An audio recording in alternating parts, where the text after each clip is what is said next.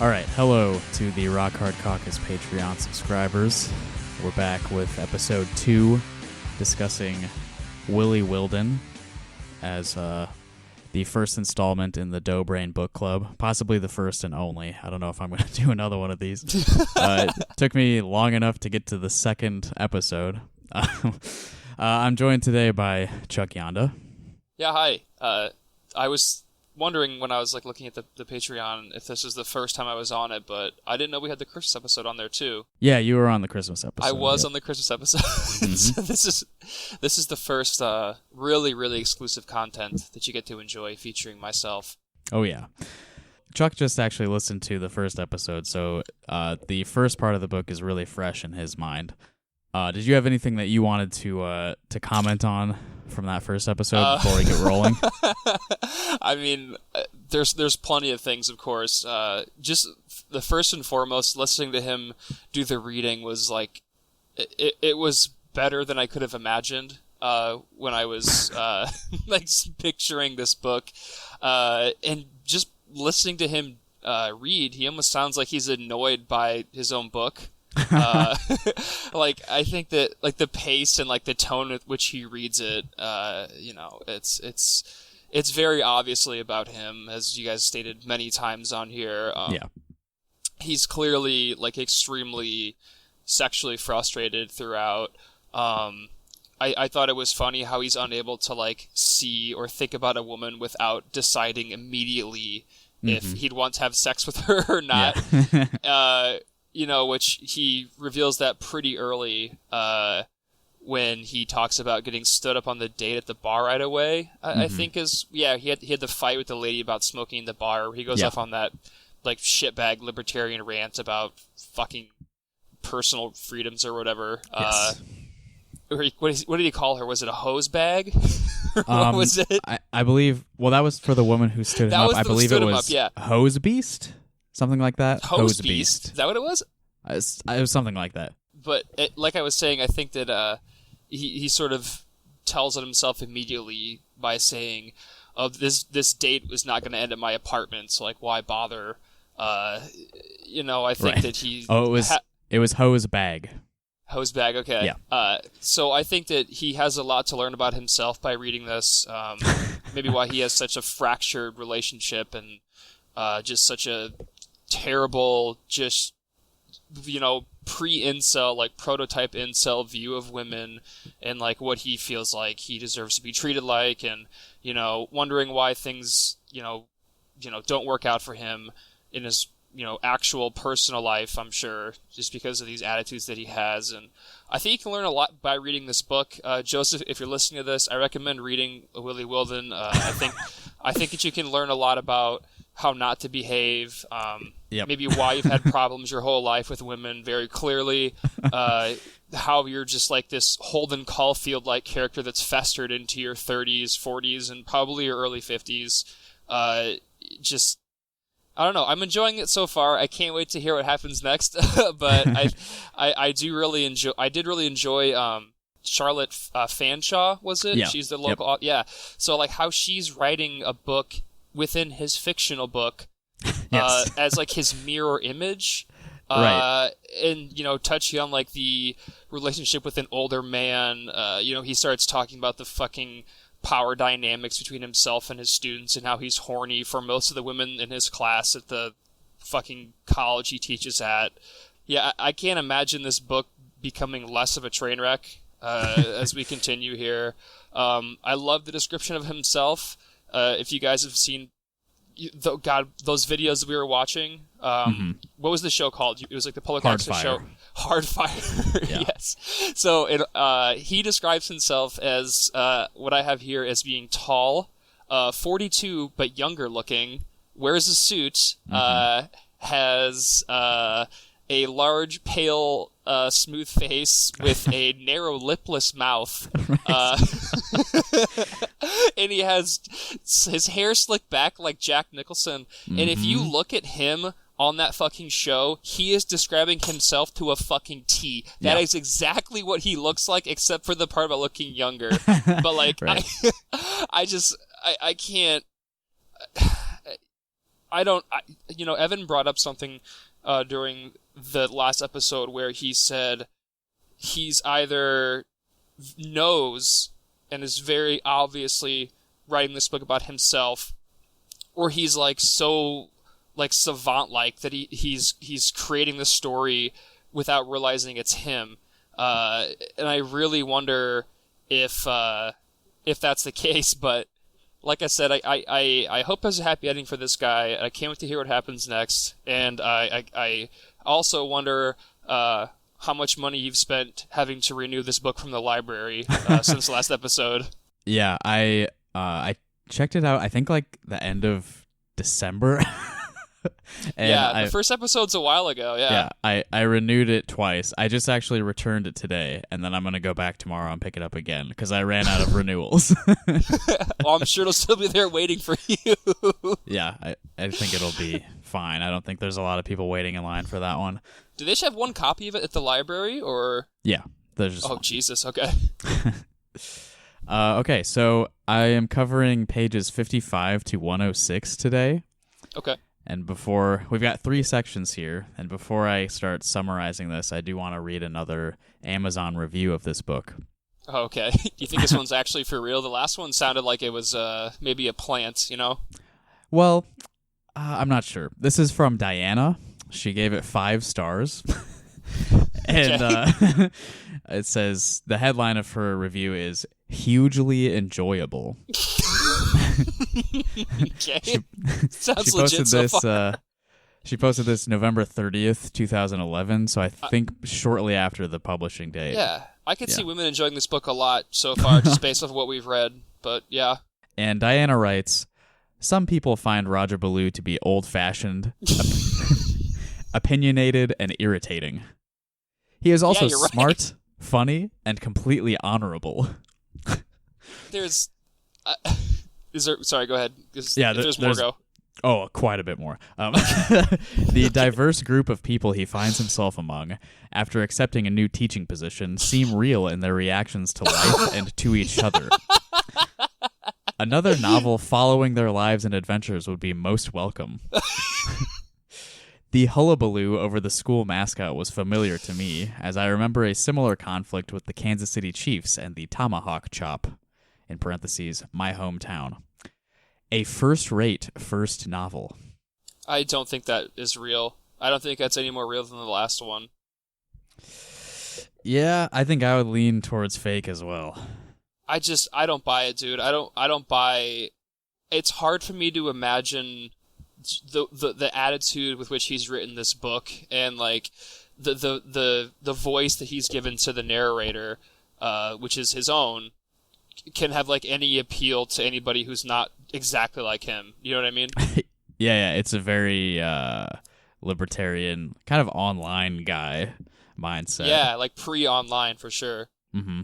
I don't see this book having a whole lot of appeal outside of like him reading it after, like him being able to like pick it up, like a physical copy of it, open it up, and be like, I'm reading my book. This is fantastic. Yeah. Diana, I think, is either fake or maybe a personal friend of his. I don't know.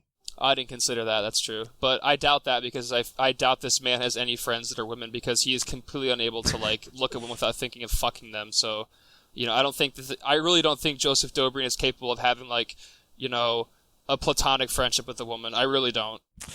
Yeah, I mean, I'm sure what he describes in the book is... I was going to say it's exaggerated, but I don't know that for sure. Yeah, you don't. I mean, how honest is the narrator? Well, let's get into the next section, because there's more okay. I'm ready. to analyze here, I think.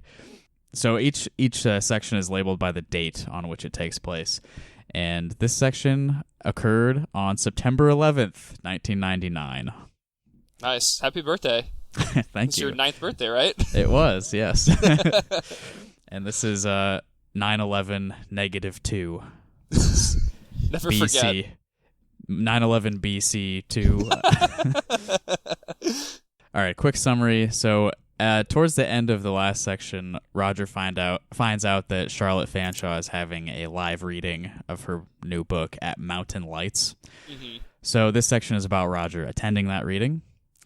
This occurs outside, and about 300 people show up. It's not bad. Yeah, pretty good turnout.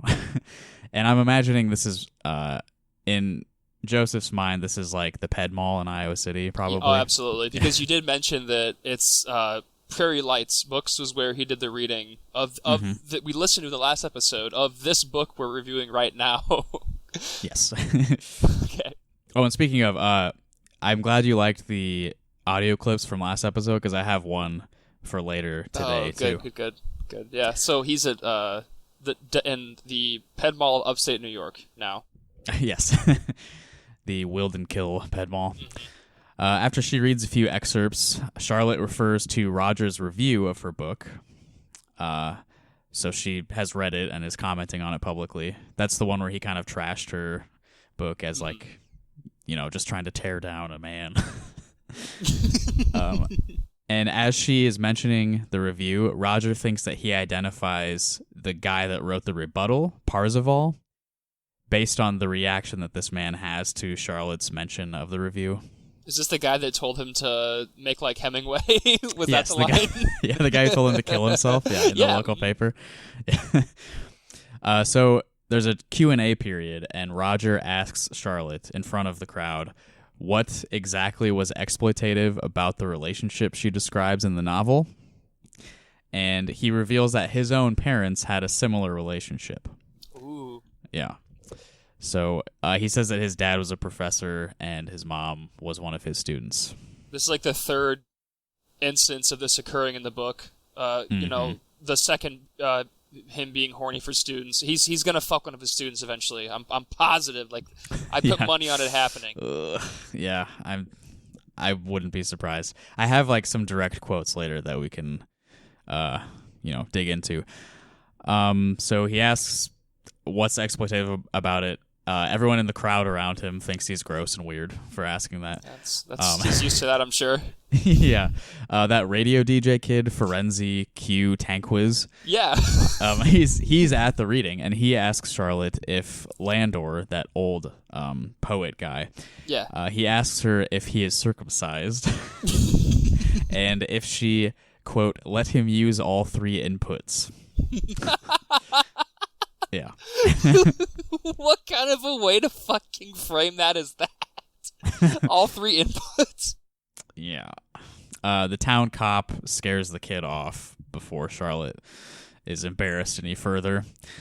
Parzival then also asks a question. In doing so, he expresses his desire to punch the reviewer in the nose, so referring to Roger. And he asks Charlotte what she hopes men could learn from her book. Oh, God. Basically, everybody in this crowd loves Charlotte except for Roger. And she says some generally feminist female empowerment stuff. And, the crowd eats it up except for Roger. After the Q&A period's over, Charlotte goes over to a table and she's set up to do a book signing. Roger approaches Parzival, or the guy that he thinks is Parzival at least, and introduces himself, and immediately he gets really mad and threatens to kill him. Oh, nice. Yeah. And the cops come over and tell him to leave. And that's how the section ends. So another public freakout from our protagonist. Yes, but he's actually the rational one here when you think about it. Of course. Yes, you'll see. All of you will see. So here are some, the actual quotes to detail the summary I just gave you. Here's a brief description of the owner of Mountain Lights bookstore. He calls him rather scrawny, a 30-ish man with bushy hair, wearing jeans and a Che Guevara t-shirt. Oh, dude, his work... I wonder if this guy Joseph would be capable of writing, like, an actual, like, fiction novel. Like, because everything that I've heard from this book so far is literally just him, like, it's not even being, used as some kind of, like, clever metaphor for anything. It's just literally, these are the things that bother me, these are the things that I hate, I'm just changing the names. Yeah, it's like a parody of his real life. Yeah, it really is.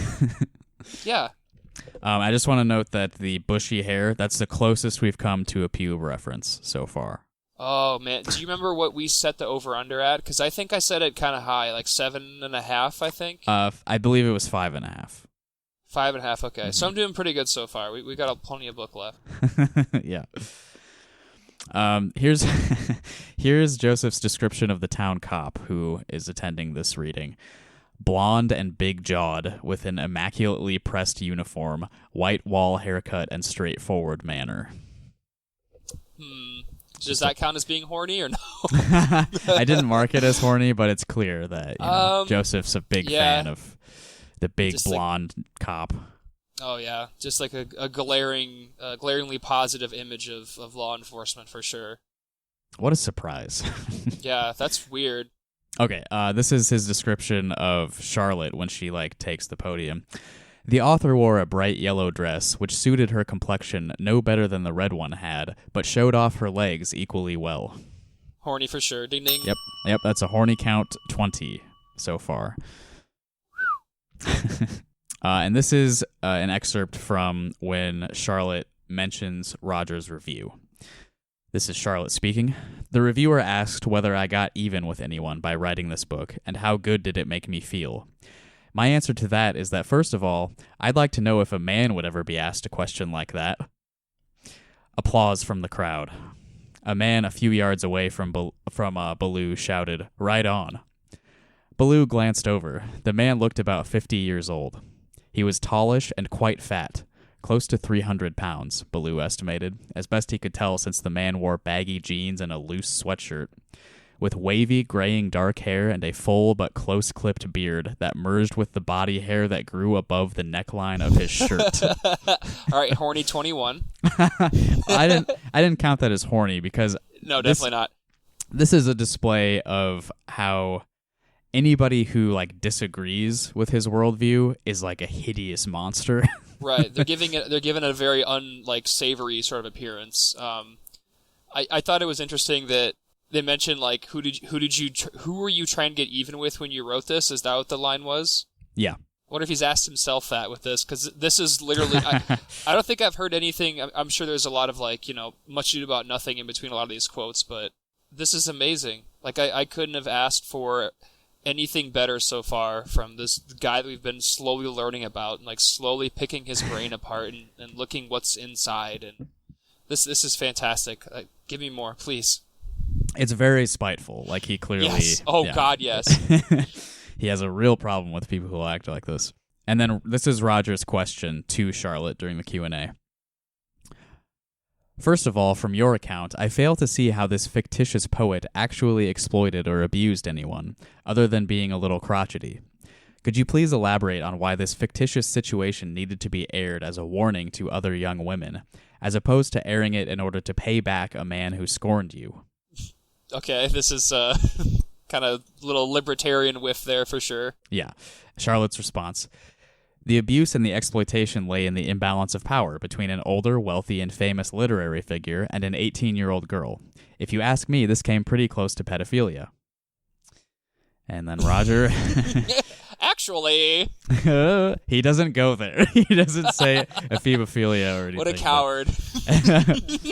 He says, it so happens that my own parents met when he was a 55-year-old professor at the University of Wisconsin, and she was a 19-year-old undergraduate. They got married on her graduation, and I was born a few years later. 55 and 19. Do you think there's a reason that he wanted this to occur twice in his book? I feel like this is going to be the means at which these two kind of end up hitting it off at some point, because this is very obviously, to me, going to be one of his more important love interests during the book. So I'm wondering why he specifically chose this instance to maybe be the catalyst for the stars aligning for these two young lovebirds. Yeah, that's what I was thinking as well. But the rest of the section that we're covering today, he doesn't go in any sort of romantic direction with Charlotte. So imagine that. It might be coming later, but we'll see. Okay. And I do want to mention I watched the rest of the video of Joe reading at Prairie Lights, and he does mention that his father was a professor at the University of Iowa for like 40 years. So he is, wow. I would guess, describing his actual parents here. Oh, okay. And then... I feel like an asshole. Fuck. No. And then continuing in the Q&A thing here, Charlotte replied in the tone of someone being deliberately respectful to a retarded person. There's that word again. Yep. This is after he describes his parents' situation. She responds to him as if he was mentally disabled. Yeah, he likes to use the R word. Yeah, who doesn't? It's fun. You cut that out. Or don't. A description of another person in the crowd. An intense-looking, frizzy-haired woman in a seersucker shift. I don't actually know what that means, but I've heard it before. Again, this is him describing someone he disagrees with and making them seem ugly and weird looking. It's like it just looks like a sleeveless dress that has like a high collar on it, is what it looks like. It ends just above the knee. It's a nice looking dress. It's elegant, and it's also, pretty classy. Something you could wear to like something formal, Yeah, that sounds fine. But she is also intense looking and frizzy haired. Yes, that's correct.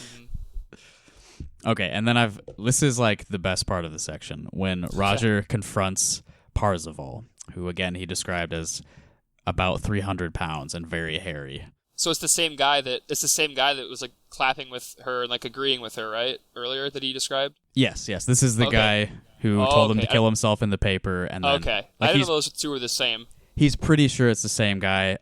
It is confirmed later that it's the same guy, but at this point he's pretty confident. Okay. Baloo felt himself tingling. Then he felt almost outside of himself. An amazing sensation, one that he'd felt from time to time before in his life, in moments of greatest anger. The urge to kill a man with his bare hands. Even in the moment he remarked on it, the horrible thrill of it, and its near irresistibility. Just a few seconds before, he'd been only mildly irritated, and had only approached Parzival as a way of ensuring his dignity while having a little fun. But the name-calling and Parzival's loaded, sanctimonious question almost blinded him with rage. And just for reference, the sanctimonious question he's referring to here, which made him want to kill this man, was, "You might have some talent, why don't you use it to try and do something constructive?" This will show him. I'm going to write this fucking book. All right. I wonder who Parzival actually is. Like, who is this man that scorned you, Joseph? Yeah, this has got to be like a press citizen comment section guy or something. Oh, for sure, yeah. And then as their argument continues, "Oh, lighten up, psycho," said Parzival. "I'm talking about a little sparring. I don't want to hurt you." So he challenged him to like a boxing match. Ooh, and then Roger replies, "Well, I wouldn't mind hurting you, fat boy. In fact, I hope you'll attack me with deadly force so I can legally kill you." It's like one of those concealed carry psychos, just like waiting for the opportunity to shoot somebody, just praying that the moment that they step out their doors, someone's finally going to test them. Yeah, he wants to set up a stand your ground situation. That sounds like it. And that's how the section ends. Like he gets in a he gets in an argument with this fat guy, and the cop tells him to leave when he's clearly freaking the fuck out. Jesus. And it's just sort of left at that. Because the next section takes place that evening, and Roger goes to a bridge party at the Caucus. And these are the people that are he's renting the house from, is that right? Right, they're like real estate people, and they own the newspaper. Okay. He brings I forgot to look up how to pronounce this, kulibiak? I don't know what that is. Yeah, it says salmon pie. I didn't look up the pronunciation, but it looks pretty good. I'm looking at it right now. Yeah, it's a Russian dish. Good. Yeah, so I have no idea how to say it. So yeah, they're having a party at their house. He's invited. A bunch of other people are there. He meets another recent transplant to Wilden Kill named Dora Fox, and he's immediately infatuated. Oh, and quick warning, this is the longest section in here, so this one's going to take a little bit. Okay, I'm ready. All right, so he's infatuated with this woman, Dora Fox. As luck would have it, she loves Kulibiak. And imagine that. Yeah, she owns a bakery in the nearby town of Verstanken. Verstanking. Verstanking. Yeah. This Russian fish pie that I just happened to bring to this bridge game is her favorite. Yeah. Donald Quagga draws Roger away from Dora to meet the other guests. Frank Leahy, a lawyer, and his wife Lois, and runs away screaming. A Native American car salesman. He's serving drinks at the party, and I'm not joking, his name is Runs Away Screaming. Okay, so this is are we up to the 2 descriptions so far of Native Americans that are what was the first one? The student in his class. What was the name? I can't remember. Oh, yes, that's right. Let me pull up these notes because that's actually a good thing to reference. He described him as like having like one like shaved section of like black hair atop his head. It was something right away when I heard it. I was like, Jesus Christ, dude. Yes, here it is. So this is from back on page 45. Little Chuck Tisquantum Jr. was obviously an Indian. Yeah, the roach-style crest of black hair atop his otherwise shaved head. That's what it was. Okay. Yes.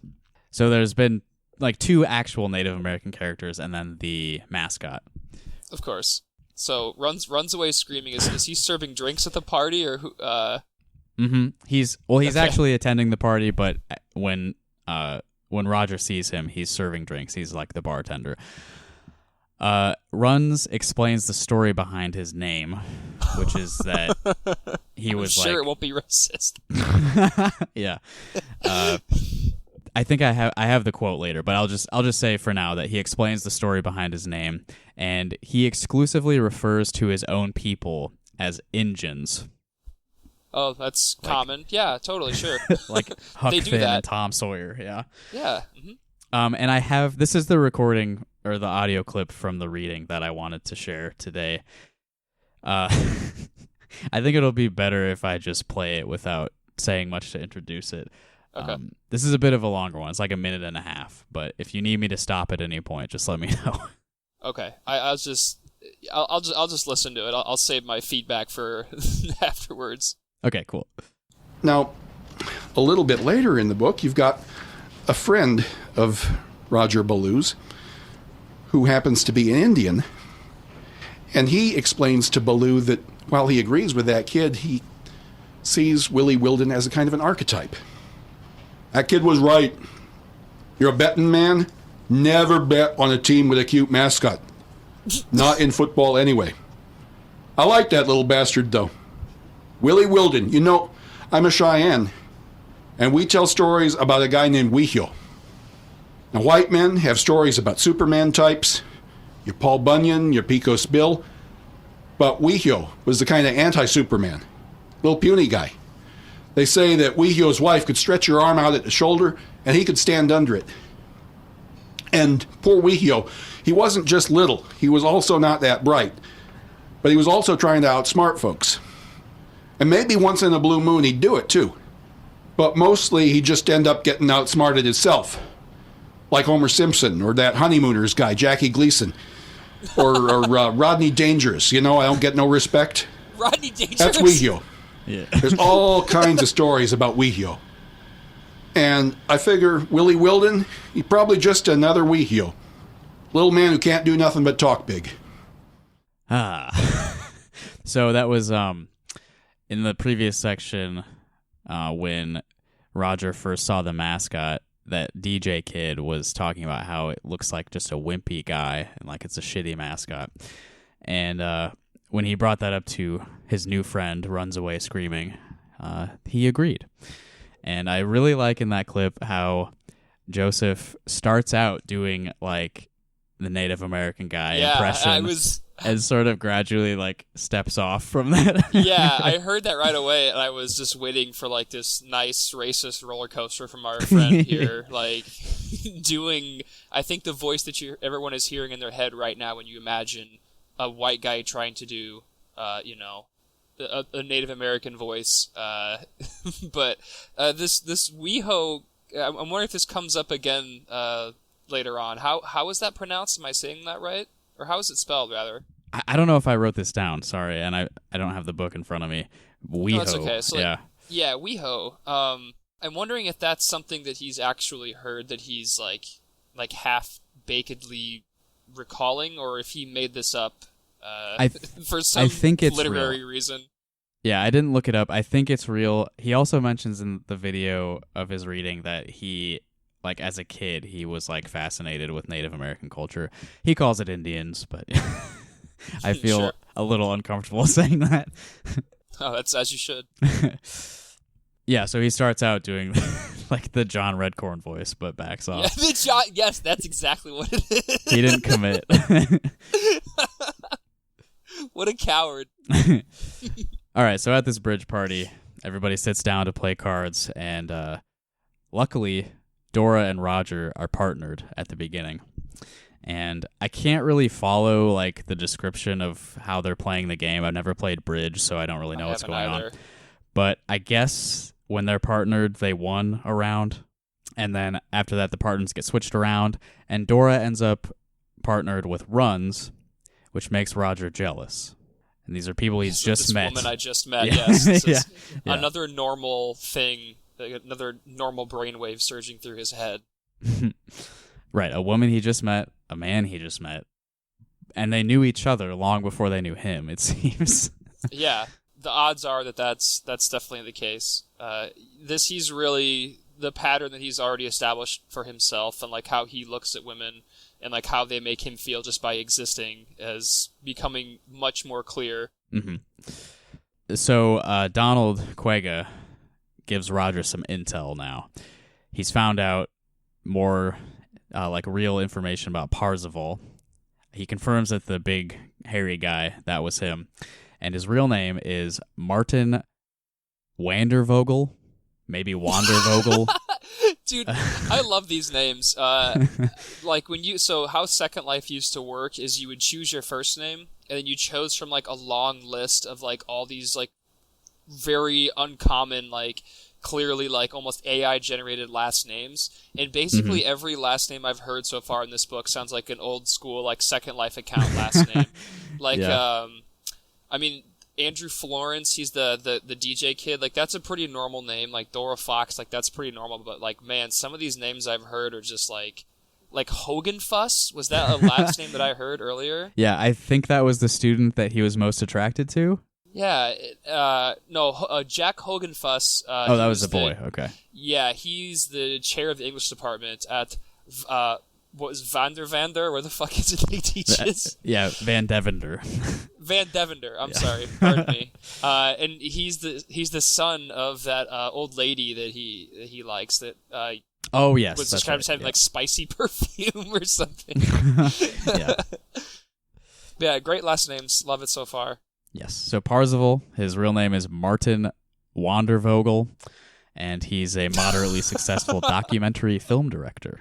Later on in the party, Roger's talking to Effie Who and Runs. Effie you. Yeah, Effie Who. She's a Scottish woman who is married to a Chinese man. Jesus, dude. Yeah, like, so he's making like this weird sort of... It's like a Mad Lib, dude. Like this, like some of this shit is just... I don't think that he probably knows anybody like that, so he's just like... like spinning a wheel, like, okay, their name is, and their ethnicity is. This is just like the most multicultural bridge party he could come up with. Damn, it really is. Yeah. A woman with a Scottish first name and Chinese last name. Now, yeah, no black people, though. You're right. There aren't. So in this conversation with the Scottish woman and Runs, we were treated to some little tidbits about the Scottish Highlanders, and Runs considers Effie to be like an honorary tribe person because he finds the Highlanders' culture to be very similar to his own. I don't know how realistic that is, but I don't know really anything about either culture to speak on that. I mean, I don't really want to give Joseph Doughbrain like too much credit on being an authority about, you know, Native American culture. Yeah. He clearly has expressed an interest in it, and you mentioned earlier that he was fascinated with it when he was a kid. So, I mean, I guess maybe something like this that doesn't seem like like too much of a caricature of a Native American, like maybe. Yeah, this seems maybe not too plausible. far off base. Yeah, plausible. And we learned that Van Devender was founded as a school for Indians. The word Wildenkill, the name of the town, is Dutch for Indians Creek. So there's a history there with the native people. After the card games are done, the guests take turns playing piano and singing songs, and it's just this ideal little cultural exchange. Sure, yeah. Mm-hmm. Sounds great so far. Roger offers to walk Dora home, and she accepts. Nice, dude. But she invites Runs to come as well. So the thing is, Runs declines to join them, but Roger is still frustrated just that she had even invited him. What's fucking wrong with him, dude? On the walk home, Dora tells Roger that she used to be a plastic surgeon. Oh, yeah. That's a pretty common thing if you spend, 10 to 12 years in school to learn how to become, a surgeon, to give that up for a life as a baker in upstate New York. Right. I don't know. We'll probably learn more about her decision to leave the field, but as it is, we just know that she used to be a plastic surgeon, and now she owns a bakery. When they arrive at Dora's house, Roger invites her to go to the football game with him.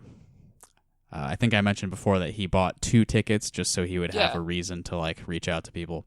So he invites Dora to come with him. She accepts. So that's going to happen at some point. Sounds good. Keep it light, Yep. And then they part so that she can walk her dog. Her dog is a collie named Pegeen. Okay. Is this a name you've heard before? Because I don't think I've seen it.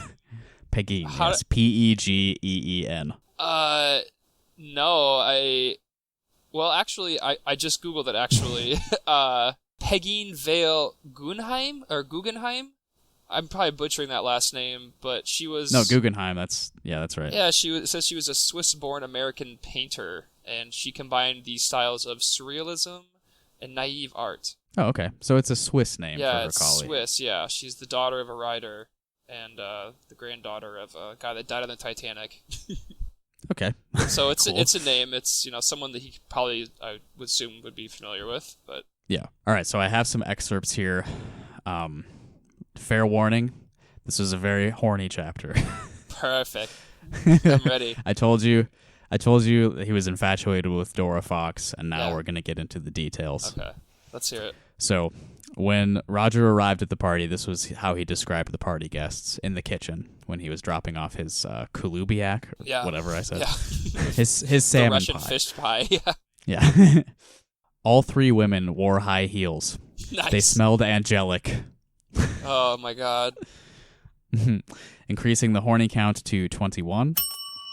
I just want to note, mentioning high heels and the smell of the women back to that's back. horny for sure, dude. You getting into some interesting territory. We need like a fight bell, like the ding, like every time there's like a horny mention, like some sort of audio cue.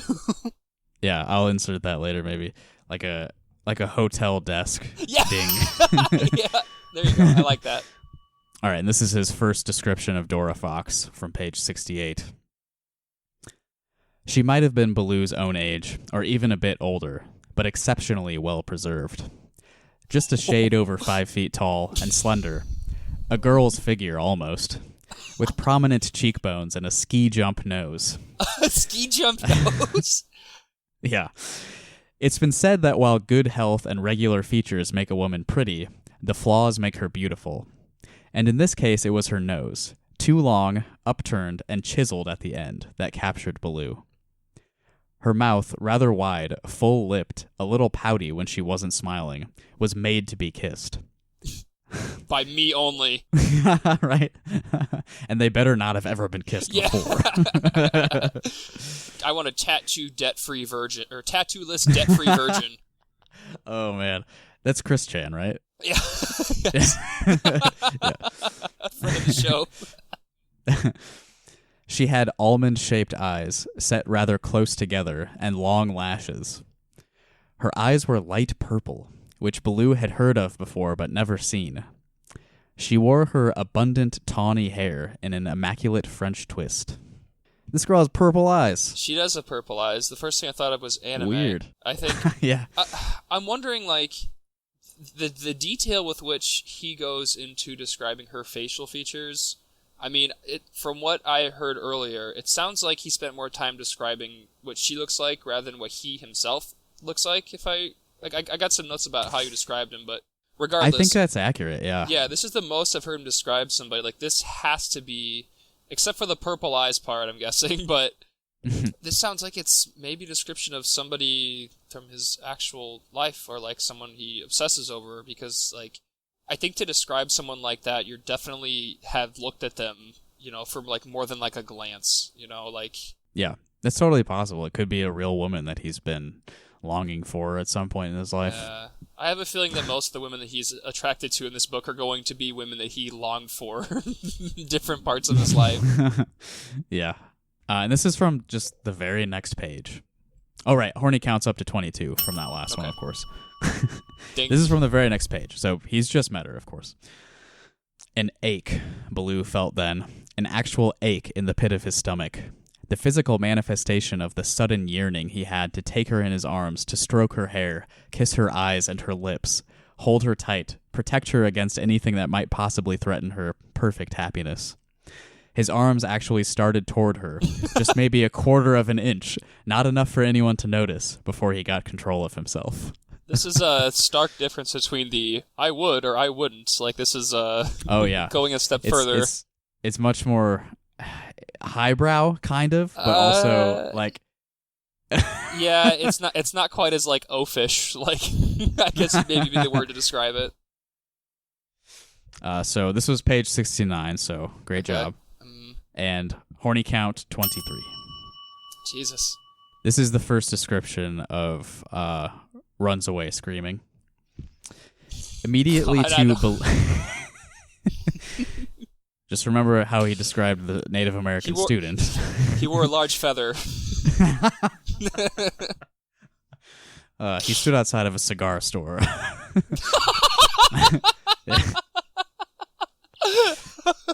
His solemn eyes beckoning towards me, immaculately carved in wood. He was often standing on the side of a highway with a single tear rolling down his cheek. Okay. All right, let's hear it. Let's hear this very normal description of a Native American person that I'm sure we're about to listen to. Immediately to Baloo's right stood the most enormous man Baloo had ever seen, and possibly the ugliest. An Indian, if not 7 feet tall, then close to it, with an immense barrel chest, a broad, flat face decorated with several big, knot-like moles, tiny black eyes, thick, twisted lips, and a sharp nose. His graying hair was braided into 2 long queues down his back. He wore a dark green jumpsuit, like an auto mechanic. Oh yeah, he's describing Thunderhawk from Street Fighter, it sounds like. Yes. I was thinking just like Michael Myers. I don't know, like... The jumpsuit made me think like this is a big horror movie character. Yeah, the jumpsuit kind of threw that off. I was trying to remember his name, honestly, but he was like one of the taller characters in the game, and like he was like a big, huge, muscle man. So immediately I was imagining a Street Fight character at this party talking to him. When I was taking the notes on this, I just described this quote as Joseph having a great time describing a man of another race. As we often do. And this is Runs talking to Roger. I'm not going to do the voice. Oh, damn it. Okay, that's fine. My father was Cheyenne. I grew up in southern Kansas mostly. My mother's people came from right around here.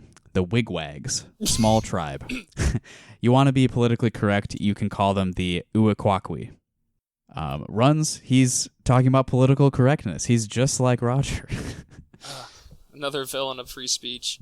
All right, and this is Frank Leahy talking about Effie Hu's Chinese husband. Okay, so Frank Leahy, he's a lawyer. Effie Hu, again, is the Scottish woman who is married to a Chinese man. And her husband is a lawyer who works at the same firm as Frank. Okay. And in discussing him, Frank says, Effie's husband's a partner in my firm. He's the chink in our armor, you might say. Oh, no. So, one, nobody at the party comments on this. So, Frank is just referring to this guy as the chink in our armor, just like, you know, a sly way of like sneaking in a racial slur.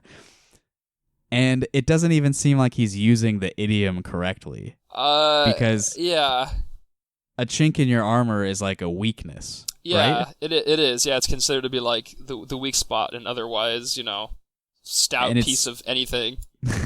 It seemed like the way he was talking about the guy, like he was complimenting him, like talking about how he's a good lawyer, a good contribution to our law firm.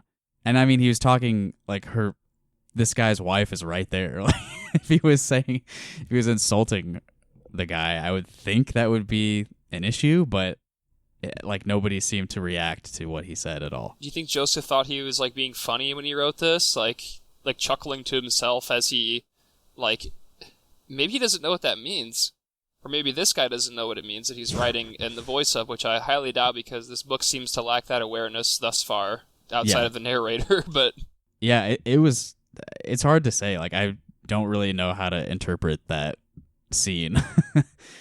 Me either. Other than that, like, that's pretty fucking bad to me. Yeah, I don't think you shouldn't write that. All right, so as they're playing bridge, Baloo stood behind her as she played to observe, in parentheses, and to smell her. She had a sharp but pleasant personal musk that complemented her perfume. Not surprised that Joe's a sniffer. Horny count 24. Ding. This is later on. I believe this was after the card games are finished. This is Francis joking about Roger preying on his students. Roger, your classes have barely started. You couldn't have fallen in love with one of your students yet, could you? Little did he know. Just a friendly back and forth. Sure, yeah, very normal. I'm putting horny count at 25, yeah, sure. Just for the subject even being broached. It's a precursor to horny. Mm-hmm. I just thought was kind of fun. Runs grunted. I never look at the advertiser except to make sure my ad's in the right place, he said. I like comic books and Motor Trend. Okay. Oh, wow, he's really developing this character very well. I feel like I can relate to him better now. Yes, Runs is not a fan of the local paper, I guess. He's more Me interested in automotive magazines and comic books. A man of taste. So at some point at this party, did I mention that Roger hand rolls his cigarettes? You did not mention that, but that doesn't surprise me at all. Mm-hmm. So at this party, he has his own hand-rolled cigarettes, and he's lighting up. And some of the other partygoers are interested, so he's sharing them. And it says here, only Effie and Dora abstained. And Baloo's heart sank yet again, as he wondered whether Dora was just a non-smoker or a rabid anti. Oh, he's going to go off on this again, huh? Mm-hmm. He doesn't quite get there, but, you know, it's a callback to what happened at the bar.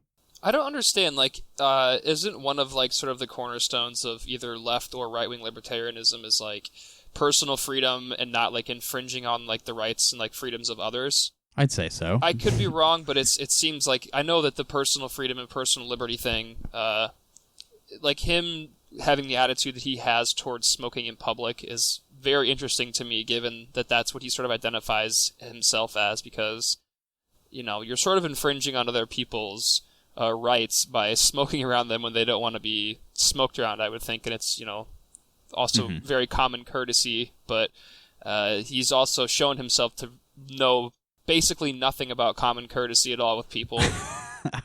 Yeah, his own personal right to smoke is more important than that's right. Anything. Live free or die. Yeah. And also, the book takes place in the late 90s, but was written in the early 2010s. So it's like... Oh, this is well after smoking was banned indoors. Yeah, I think Joseph is mourning the loss of smoking in bars. 10 years later. The last time I remember being able to have a smoke in a restaurant, I was like 15, I want to say, was the last time that I had a cigarette in a restaurant.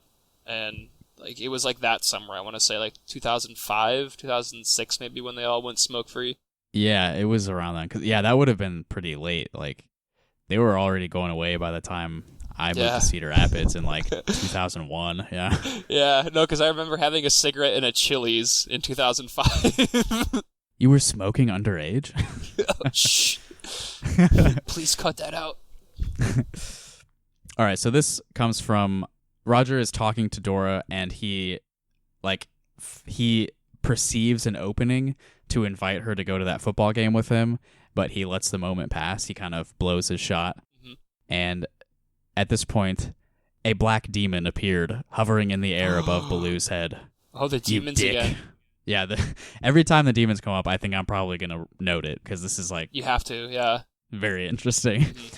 You dick, it hissed at Baloo. You stupid, spineless dick. I'm interested to follow the pattern of when these appear. So he mentioned them earlier in the book. Was there like an instance that made them appear, or was he just like describing them when he's like building this character? Yeah, they appeared in the last section when he had been stood up for that date. Okay, so it has to do with women then. Imagine that. Yeah, there's a trigger there for those, it seems. Of course. Baloo could smell her again, and he admired the wispy red hairs on the back of her neck, and wanted to draw her to him and kiss her right on that spot. Horny count 26. Yes, God, yes. This is weird. Like, just zeroing in on the hairs on the back of her neck. Yeah, so, like, I've read books before where the author has, like, described the woman sort of like this before, but there's something about listening to him specifically doing this, knowing who he is, it makes me extremely uncomfortable, and like I would struggle to sit and like make myself read this. Like it's very easy to sit and listen to it, but like having to actually like scan this text and like imagine Joseph Doughbrain like carefully examining this woman at a bridge game is making me very uneasy. Yeah, well, I mean, yeah, it's been kind of slow going. All right, so here's a quote from when everybody's taking turns playing music. This is while Dora is playing the piano. She played the Gollywog's Cakewalk, and Baloo was too busy watching her hands and the back of her neck, which was beginning to obsess him, to tell whether she played it well. Yeah, I'm sure he's very used to looking at the back of a woman's neck as they walk away from him in disgust in real life. Maybe that explains his fixation. We're at horny count 27 now for that one. And this is the moment when Dora invites Runs on the walk home. Ha, whispered the black demon in Baloo's ear. Not that she's interested in that guy, but she wants an escort to protect her from you. You do have that effect on girls, Raj, don't you? These... Go on. Is there more from the demon, or like it seems like it's just like a quick like pang of like his own insecurities and his own like self-loathing maybe. That's all for that one. Okay. Yeah, that's the quip there. But they are sort of hanging around for the whole walk, because on the next page, we're on page 90 now. Behind them, Baloo fancied he could hear the flapping of wings. 3 or 4 of the black demons now following, watching, but saying nothing. So they're still there, but... Yeah, just waiting for something to happen. It's like he can tell something's going to happen now that's going to bother him. Right, ready to pounce at any moment. That's right. I'm sort of envisioning this as like a Roger Rabbit situation, where like the live action part is Roger walking Dora home, and we've got these animated black demons floating around him. Yeah. And they're kind of like, you've seen Who Framed Roger Rabbit, right? It's been years, but I'm familiar with like the style of the movie, yeah. Yeah. Well, there's like these weasels who are like the henchmen of the main bad guy, who ends up being Christopher Lloyd. Yeah, that I do remember. Yeah. And there's a part of it near the end where the weasels are being killed, and you see their angels like floating out of them. I'm imagining the black demons sort of like those guys. Okay, so when Dora is telling him that she used to be a plastic surgeon, Roger asks, "What decided you to get out of surgery?" And I only noted this because it seems grammatically fucked up a little bit. Yeah, absolutely. What decided you to get out of surgery? He got stuck somewhere between what made you decide and And I will say, like, the book up to this point is like pretty well written from what I've seen. So this is the first time a sentence has like made me do a double take. Well, for that reason. Well, I was going to say, I'm sure you've had several, but... He noticed the tiniest dimples at each corner of her mouth. Noticed her throat set off by the big blue bow on her midi blouse. Her little hands up at chest level, palms out, nearly touching him, as though to position him. He wanted to kiss them all. Lips, throat, hands. Again, he felt his arms almost willing themselves to enfold her, but he forced them to keep still. Oof, horny count 28. Yeah, easily. I mean, it's kind of... It's not like graphic, like vulgar horniness, but it still makes me extremely uncomfortable. Like I said, because it's him, you know? Mm-hmm. And that one wasn't graphic, but here's the next one. There came to his mind the image of Dora naked, straddling the gigantic Indian, ecstatically impaling herself, riding up and down on his mammoth... ... It's like the fucking scene from Office Space. Yes. Oh, where she man. fucking Lumberg. Yes, it is exactly like that. And horny count is 29. Honestly, this one deserves even more than that, but... yeah, for sure. I was pretty generous in the first section, so I'm making up for it with that one. Dora didn't even give the faintest hint of presenting her cheek, so Baloo dared not do any more than shake hands. He could hear the black demons laughing. Well, you just fucking met her, dude. Like, you're just going for a walk. Don't you think that's a little, you know... I have a feeling that he has to have tried that several times in the past. Like, I'm wondering if these, like, demons are his own failures being written into this book, from having been in similar situations. Like, each time one of these demons appeared, like, something similar has happened to him before, and like it's like sneaking into like this fantasy life that he's creating for himself in this book as Roger Baloo. Yeah, these are his own sort of inner voices that talk shit all the time. It's pretty common among like people who are depressed. Oh yeah, I wouldn't know anything about that. We don't always, have these sort of visual manifestations of them as demons, but I think... and this, I think, is my favorite chapter ending. In this book, for sure, but it's up there with pretty much every book I've ever read, I think. Oh, from every book? Okay. Yeah, you're going to like this. 5.5 hours of suppressing certain normal functions had created pressures. Baloo looked about him, right, left, before, and behind. No house light was on in the immediate vicinity. He was quite alone. He let rip a thunderacious fart. It's that fish pie, dude. Yeah, that's how that section ends. That's how it ends, is with him just farting. Yep. He goes from describing her fucking someone to, like, ripping ass as soon as everybody was gone. This guy's a genius. Yeah, that's... And remember, that was on 9/11. Yeah.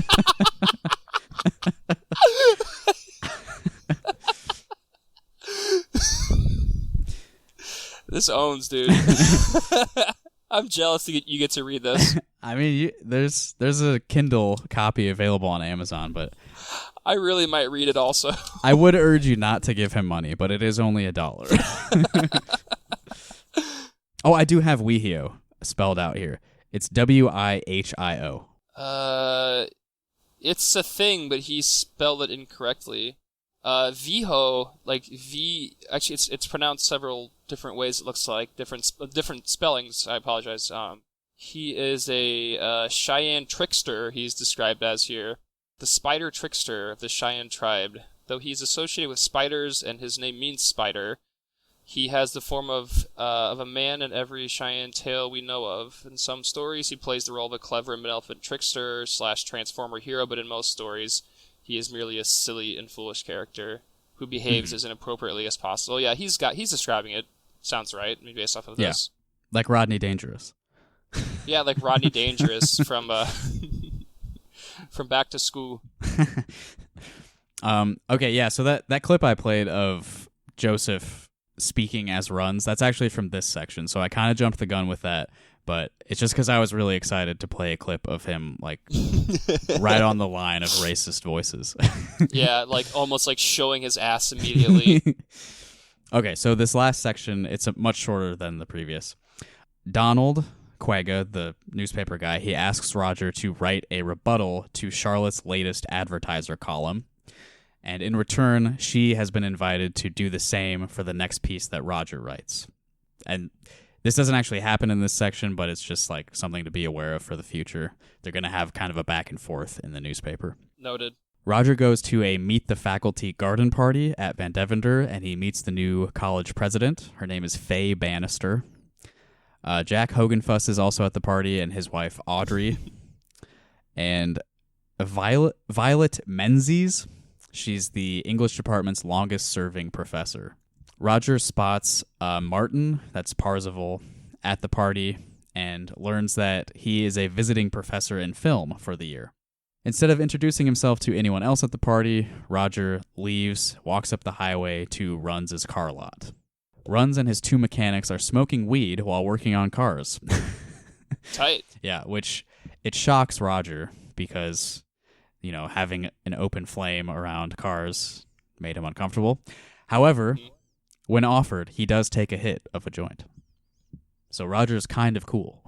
Yeah, definitely. While discussing what kind of car Roger wants, there's a brief aside from Runs about WeHo, which we heard a clip of earlier. Again, this little dumb character reminds Runs of, or the school mascot Willie Wilden reminds Runs of the WeHo character. After they talk about it for a little bit, Roger decides to take a 65 Cadillac Fleetwood for a test drive, and that's where the chapter ends. Oh, after taking a hoot from the joint. That's right, yeah. Things might go south pretty quickly. Maybe setting this up for disaster here. Oh, man. I don't want anything bad to happen to him. So I was thinking earlier, when he's first describing Martin, Wandervogel, was that the last name? Yes, Wandervogel, that's right. The way he describes him, and then mentioning that he's a documentarian, I could not help but think of Michael Moore. Oh my God, you're right. I didn't make the connection, but yeah, definitely. Yeah, which is, I can guarantee you, is someone that Joseph Doughbrain fucking hates and has hated for at least 20 years. Like, yeah. That's as soon as I heard that word, I'm like, I think I know who this is. Yeah, for sure. All right, so here's a few little excerpts from this section. This is Donald speaking to Roger. I doubt you'll be hurting for female admirers around here. Frances and Effie and Lois are planning a free-for-all to see which of them gets to leave her husband for you. He's crying as he writes that. Yeah, this is complete bullshit, and horny count is increased to 30. Ding.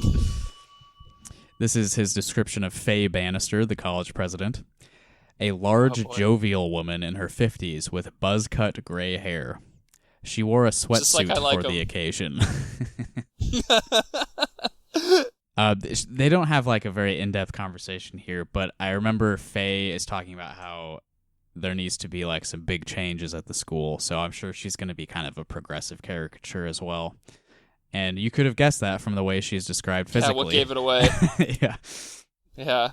And so Jack, who is the guy who got Roger the job, he's the head of the English department. When discussing this with his wife, Audrey, he says, this is at the party, he says, your mom recommended him to me, and I took him because he's dumb enough to take the shit salary we pay. Oh. And then while they're at the car lot, this is Runs talking to Roger. He says, hell yeah, I love to gamble. I'm an engine, right? Oh, for fuck's sake. He just couldn't help himself. I guarantee you that's not important at all in the grand scheme of things. He just could not fucking help himself. Like, that one had to squeeze it in somewhere. Yeah, I don't think... It doesn't really come up at all again.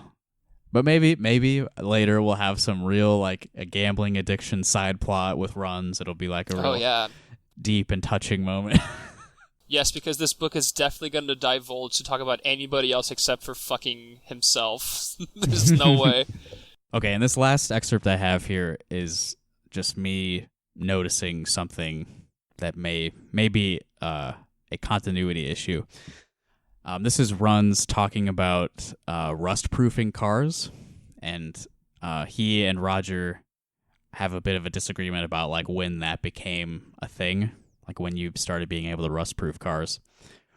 And Runs says, "I'm going to have to Google it and see." Yes, that was, well, I think Google was around in the late 90s, but not to like being a cultural titan like it is now. Right, exactly. So I'm glad you went there immediately too. I checked to make sure Google was founded about a year prior to the events of this book. And like people definitely weren't saying that yet. No.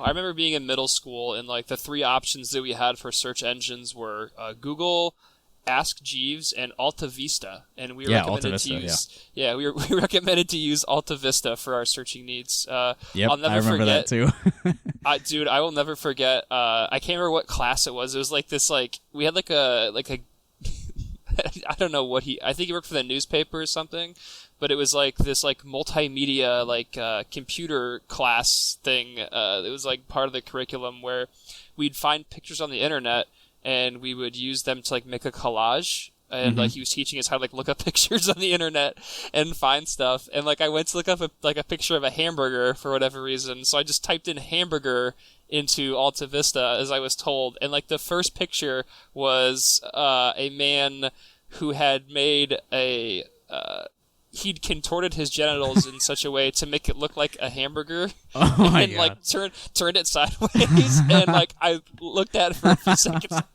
I was like, hey, guys, come check this out. And so like everyone's Googling, or they're all searching hamburger on Alta Vista and all getting the same thing. That was the first result. It was it was like the first line, like the very first page. Great. Very impressive. And that was at least a couple years after this book takes place. So yes, search engines had not really been perfected at this point. No, not at all. All right, well, that's that section of Willie Wilden. We got all the content out for episode 2. Next time, hopefully, I'll be able to keep a better pace up, and I'll be able to do this like next week or the week after. But episode 3, I'll be covering pages 107 to 160, and the dates will range from September 15th to September 23rd. Thank you, Chuck, for joining me for this second edition of the Doughbrain Book Club. Yeah, I'm happy I got to join. Like I said, I just listened to the first one, and it's really funny. I think this book is going to continue to paint the portrait of this man that has become a fixture on our show. And thank you to everybody who subscribes to our Patreon every month to get content like this. I mean, we do it for free, but it's more fun to get paid. Oh, yeah, for sure. Thank you for paying for our SoundCloud, everybody. Yeah. And yeah, I think we've got a bright future ahead of us in doing more research on Joseph Doughbrain. You've watched a few episodes of Hardfire, right? I watched all of them that night when we found it. So I think there's more that we can look into once we've finished the book. I mean, I do want to keep like studying this man, but I don't necessarily want to read another one of his novels immediately after this. So maybe I don't blame you, man. Maybe we can explore something else following this. Yes, there's enough breadcrumbs out there to the point where we can make an entire loaf at some point, I believe. Yeah, it's going to be like more of a multimedia experience. All right, thanks everybody again for listening. Stay subscribed if you want more of this. See ya. See ya.